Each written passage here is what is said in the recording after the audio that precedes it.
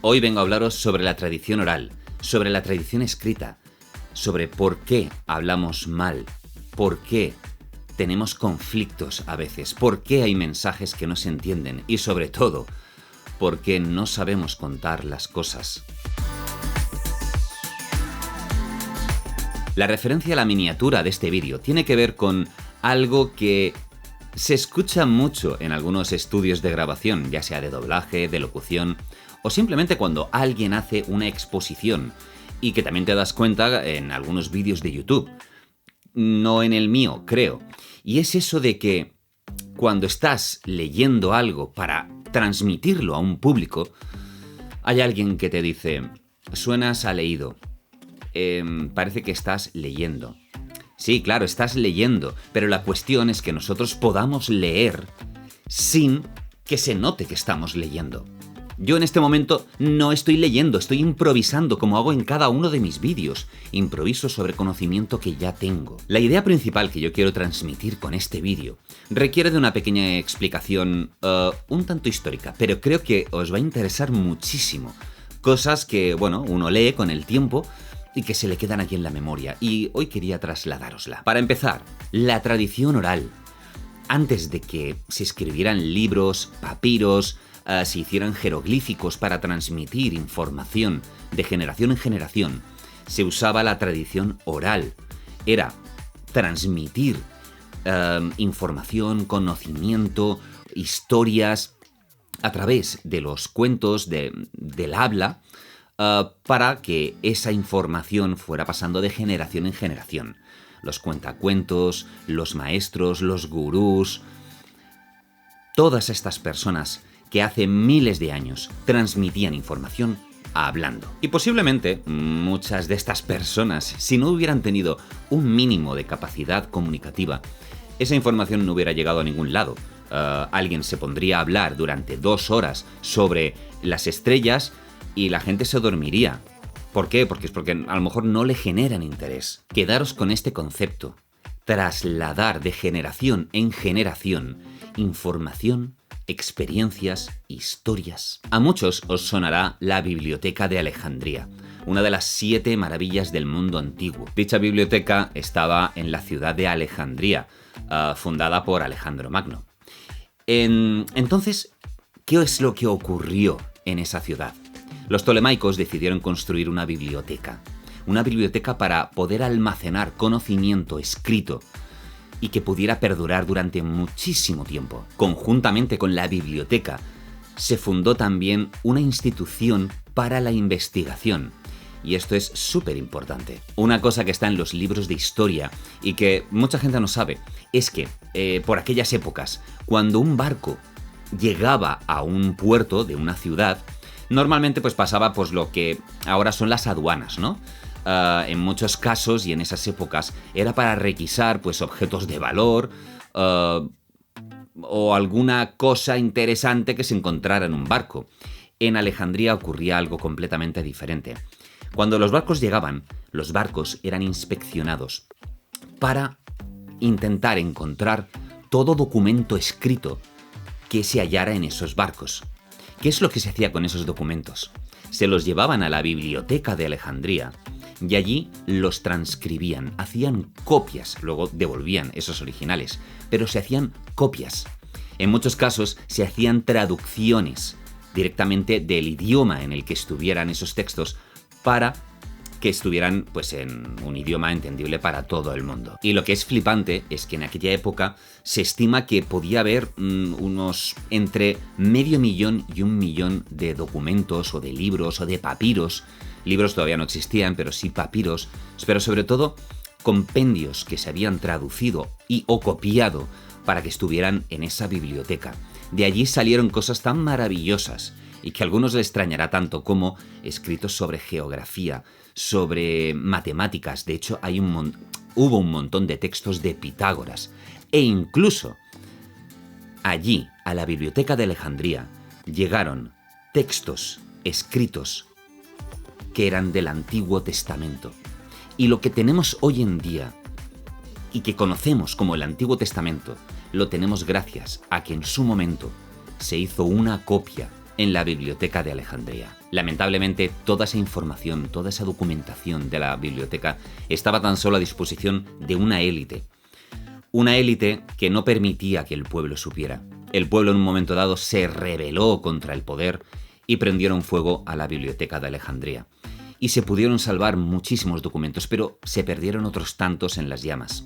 Gracias a esos documentos que se salvaron, tenemos libros en la actualidad que están a disposición de cualquier persona en cualquier biblioteca del mundo. Pasados los años, las décadas, los siglos e incluso algún milenio, toda esa información, no solamente la que hubo en la Biblioteca de Alejandría, toda esa información la tenemos hoy en día en nuestra mano, en un teléfono móvil, en un ordenador, en el Internet al que todo el mundo puede acceder.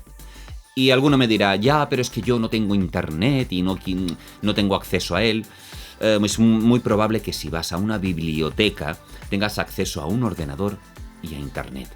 Y ahí está todo, si sabéis buscar. Y mi primera reflexión en este vídeo es la siguiente. Es que hoy en día, todo aquel que es inculto lo es por decisión propia, porque quiere ser un inculto, lo que se llama bulimia intelectual. Todo aquel conocimiento que llega a tu poder y tú prefieres no hacerle caso, obviarlo, pasar de él. Y ahora, ¿para qué leches nos has contado esta historia de la Biblioteca de Alejandría? ¿Lo querías decir porque sí o porque tiene algo que ver con el tema de hoy? Pues sí, tiene que ver con el tema de hoy. Y tiene que ver con la información escrita.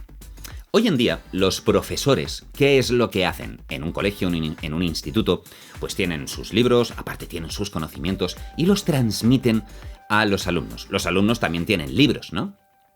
Pero toda esa magia que existía antes, como tradición oral, en la cual todo se transmitía a través de la palabra hablada, todo esto se ha perdido en un porcentaje altísimo. ¿Por qué a veces en un estudio se dice esta expresión de suenas a leído? ¿Por qué? Pues porque nos hemos acostumbrado a leer, a que nos enseñen a leer, pero que no nos enseñan a contar. Y contar es tan o más importante que saber leer. Vale, a lo mejor me he pasado, porque lógicamente saber leer es bastante importante. Pero saber transmitir la información de una manera natural y que llegue a través de unas sensaciones, de unas emociones, hace que la información llegue de una manera mucho más directa, mucho más al núcleo. Yo mismo, y seguramente que a vosotros también, tenéis en vuestra memoria momentos puntuales de vuestra vida, de cosas que os han contado, y que la tenéis grabada por cómo os la han contado.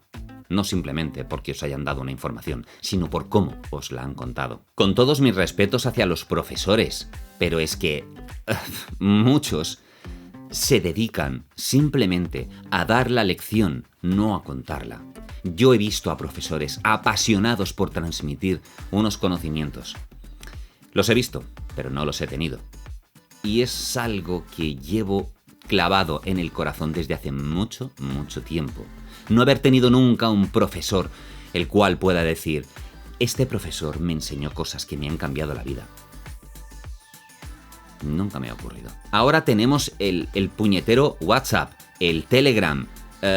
Tenemos un montón de redes sociales en las cuales podemos escribir un mensaje directo y privado a una persona. Y esta persona que recibe el mensaje lee unas letras, las cuales pueden estar carentes de emoción o de sensaciones y hace que el mensaje se convierta en algo frío. Yo personalmente tengo la enorme suerte de que mucha gente que me ha escrito y alguno que en su momento consideraba un hater me ha escrito y me ha dicho, oye, me gustaría hablar contigo por teléfono, me gustaría que habláramos o que arregláramos las cosas o simplemente conocernos. Y esto ocurre.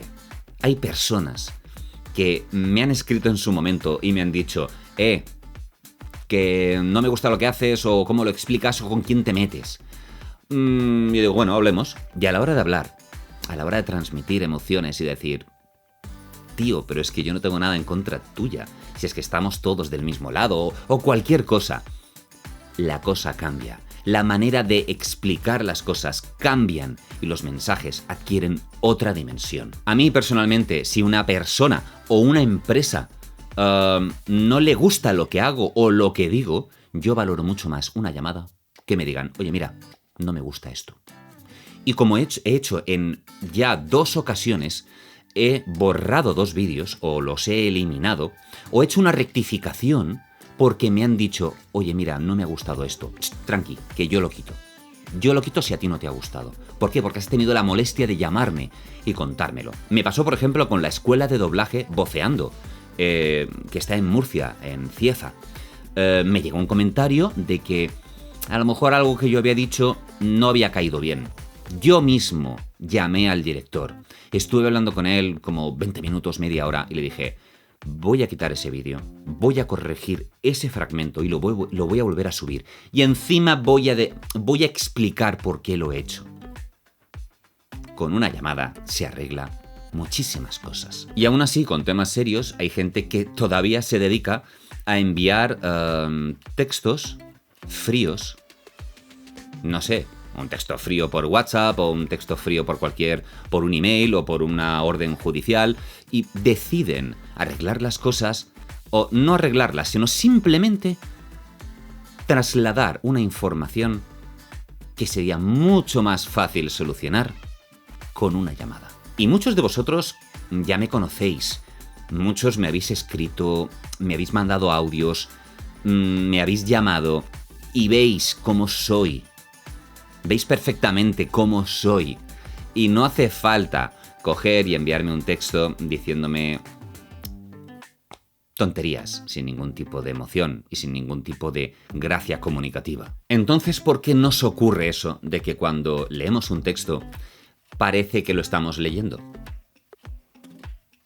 Pues porque sí, nos han enseñado a leer un texto, a poder, digamos, codificar toda esa información que hay en letras, palabras, frases, oraciones, párrafos, libros, a poder codificar, mejor dicho, descodificar esa información para poder adquirirla, ¿no?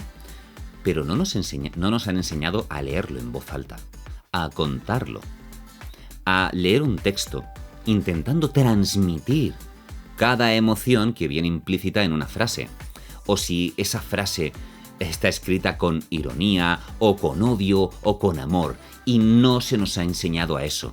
Desde el colegio a la universidad, bueno, ahora hay algunas escuelas que están implantando algunas asignaturas que tienen que ver con la comunicación, algunas con la comunicación oral, pero es que no se nos ha enseñado. Yo fui a la enseñanza primaria en los años 80, o sea, los años 80, colega. En los años 80... Dios mío. En los años 80 te hacían salir a la pizarra y repetir frases y que se te metieran las cosas en la cabeza a base de repetirlas y no de entenderlas. Muchos profesores no se dedicaban a que tú entendieras las cosas, sino simplemente a que supieras hacer una raíz cuadrada. Pero a mí, ¿qué me importa? ¿De qué me ha servido en la vida saber hacer la raíz cuadrada de 1024? O sea, no me sirve para nada. Y más cuando ahora tenemos calculadoras que nos lo hacen, que tienes que saber cuánto es 3 por 5. Por supuesto, apréndete las multiplicaciones básicas y a partir de ahí, vale, tira. En clase de lengua y literatura, pues lo mismo, tienes que aprender ciertas cosas, pero ¿en qué momento de tu vida te va a servir lo de una oración subordinada, yuxtapuesta? A ver, a no ser que te dediques luego a escribir como escritor o que hagas periodismo, ¡ostras! Lleva ese conocimiento a gente o a niños, o a chavales, o a adolescentes que quieran empezar a encaminar su vida y su conocimiento y su profesión hacia el periodismo, hacia la escritura, hacia estas cosas. Pero, por favor, entonces, ¿qué ocurre? Que cuando leemos algo, lo estamos leyendo y lo expresamos como si fuera algo plano, sin sentido, monótono. Incluso cuando intentamos interpretarlo, nos sale sobreactuado porque no leemos con naturalidad. Y ahí está el gran problema. Como muchos ya sabéis, en mi canal tengo muchos vídeos explicando cómo poder leer textos en público, cómo poder transmitir mejor con la voz, cómo mejorar vuestra técnica de voz. Tenéis, de la misma forma que hay libros en una biblioteca, tenéis un montón de conocimiento en YouTube. Ojo, a ver, qué tipo de conocimiento miráis. Tampoco veis, yo os recomiendo que no vayáis a mirar al tipo este que lo he visto y se me ponen los pelos como escarpias. Un tío que te dice cómo tienes que ligar con las mujeres. A ver, este tipo de conocimiento no. ¿Qué especialista es este? Pues es que no lo sé. Yo es que tampoco me pueda considerar el mayor especialista en comunicación oral. No, hay muchos especialistas, pero a lo mejor no lo hacen a mi manera. Y yo tengo mi manera, y por eso tengo mi canal de YouTube y lo explico a mi manera, y por eso hay gente que me sigue, y gente como vosotros, que a estas horas del vídeo todavía estáis aquí, y que os interesa lo que cuento, que sois personas inquietas por los temas que yo trato y que me gusta transmitir. Y como siempre, se me acaba yendo la olla y me salen vídeos largos que... Pero bueno, yo creo que se entendió un poquito, ¿no? Comunicación oral hace miles de años. Comunicación escrita. Y que ahora con el tiempo toda esa comunicación oral se ha perdido porque no se enseña tanto oralmente ni a contar las cosas de una forma atractiva a nivel de emociones para que la información cale mejor y llegue mejor.